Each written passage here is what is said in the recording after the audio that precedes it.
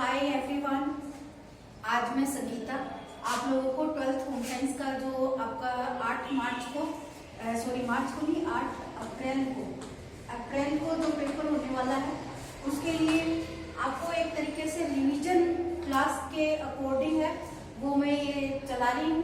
तो इसके अंदर जो इसका मेन क्वेश्चन बनेगा वो पार्ट नंबर 2 है बुक।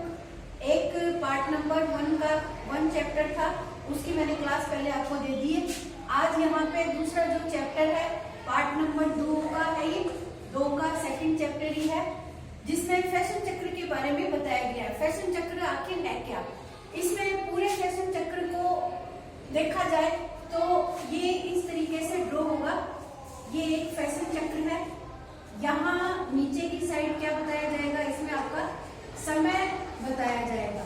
समय क्या है, समय के अनुसार फैशन में क्या क्या परिवर्तन आ रहे हैं ये हमें देखना है। यहाँ पर फैशन चक्र की जो लोकप्रियता है उसके अंदर यहाँ पर आपको लिखना होगा फैशन चक्र की लोकप्रियता में वृद्धि।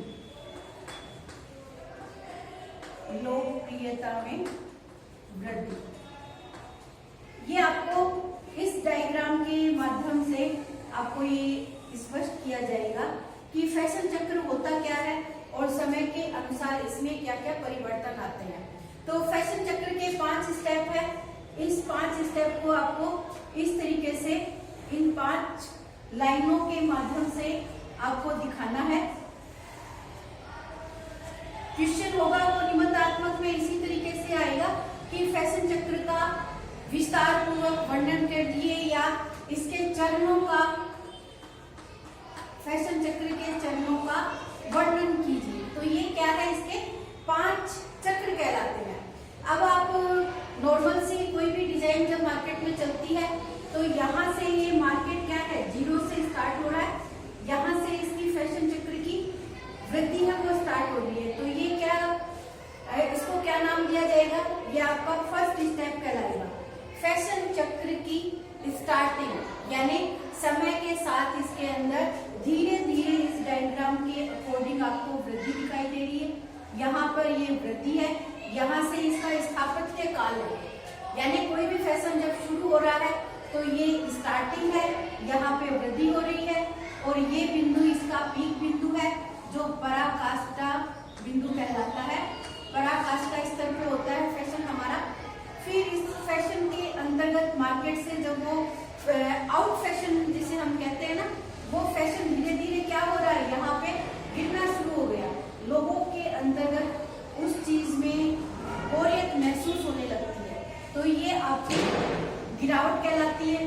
धीरे धीरे ये गिरावट इसमें और हुई है और ये लास्ट में मार्केट से आउट हो जाती है। तो इस तरीके से आपको ये फैशन चक्र है, ये आपको बताना है। इस फैशन चक्र के 5 स्टेप है, इनके नाम आपको अच्छे तरीके से पता होना चाहिए।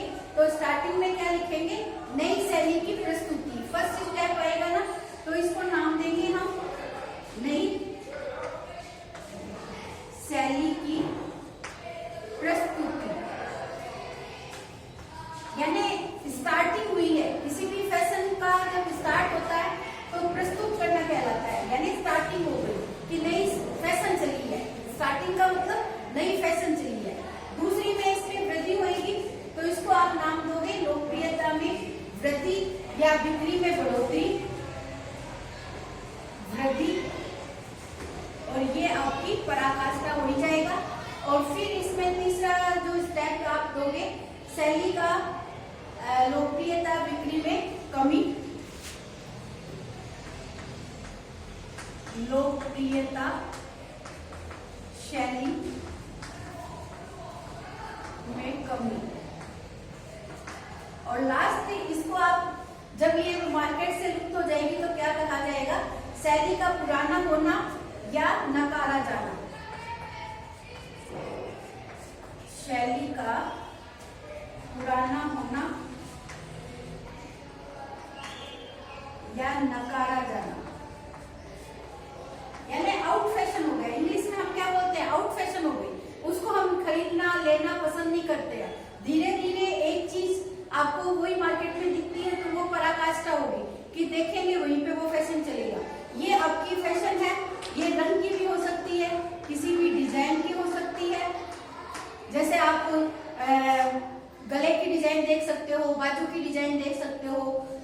कोई भी तरीके का आप डिजाइन है वो देख सकते हो। तो ये अलग अलग डिजाइन के अकॉर्डिंग भी फैशन चलता है, रंग के अकॉर्डिंग भी फैशन चलता है, और जैसे जींस का फैशन चल रहा है। अब यहाँ पे इसी चैप्टर में आपके है ना निबंधात्मक प्रश्नों के अलावा वन लाइनर जो क्वेश्चन बनेंगे ना, तो इसमें आपका ये दिया हुआ होगा कि इस फैशन चक्र का प्रथम बिंदु क्या है, प्रथम बिंदु का नाम क्या है, या इस चक्र के अंदर जो पीक बिंदु होता है उसको हम किस नाम से कहते हैं, या जो लास्ट में इसकी गिरावट होनी शुरू हो जाती है तो उस स्टेप का क्या नाम है, प्रथम, द्वितीय, तृतीय, चतुर्थ, पंचम। इस तरीके से चारों स्टेप के नाम है वो भी आपके ऑब्जेक्टिव टाइप या वन लाइनर क्वेश्चन में पूछा जा सकता है। इसके साथ साथ इसमें आपका एक क्वेश्चन ये पूछा गया है कि जो सिंगर नाम के व्यक्ति थे जिन्होंने सिलाई मशीन का आविष्कार किया था, तो इसने जो पांव वाली चक्की के अकॉर्डिंग जो मशीन विकसित की है वो कब की थी, तो कब की थी वो 1859 में की थी सिंगर ने। सिंगर नाम के व्यक्ति ने पांव वाली चक्की का प्रयोग किया था, यानी पांव से जो मशीन चलनी शुरू हो गई थी तो वो कब हुई थी, तो ये 1859 में हुई थी। इसके अलावा इसमें एक चीज और दे रखी है कि फैशन के साथ साथ जो महिलाओं के अंतर्गत जींस पहनना प्रारंभ किया गया था तो वो कब किया गया था, ये 1950 के अंदर महिलाओं ने क्या की थी, जींस पहनना शुरू किया गया था। तो ये ऐसे क्वेश्चन है जिसको आपको देखना है। और एक तरह की स्कर्ट और ब्लाउज का फैशन है वो कब शुरू हुआ था महिलाओं में, तो ये हुआ था 1880 में। क्या पहनना शुरू किया था, स्कर्ट और ब्लाउज पहनना शुरू किया था, तो वो आपका कब किया था, 1880 के अंतर्गत किया था। तो इस लेसन के अंतर्गत आपको ये 3 बिंदु है वो ध्यान रखने हैं कि एक तो जींस का फैशन लड़कियों में कब प्रारंभ हुआ था, एक सिंगर नाम के व्यक्ति ने अपनी जो सिलाई मशीन है पैर वाली चलाने वाली वो कब विकसित की थी, और एक स्कर्ट और ब्लाउज का फैशन है महिलाओं के अंदर कब से प्रारंभ हुआ था।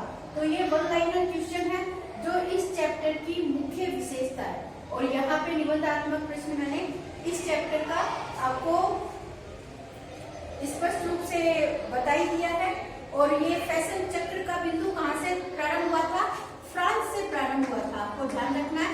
ये भी आपके ऑब्जेक्टिव टाइप में अलग अलग नाम लेके पूछा जा सकता है कि फैशन का विकास है वो कहाँ से प्रारंभ हुआ था, तो फ्रांस से प्रारंभ हुआ था, ये आपको ध्यान देना है।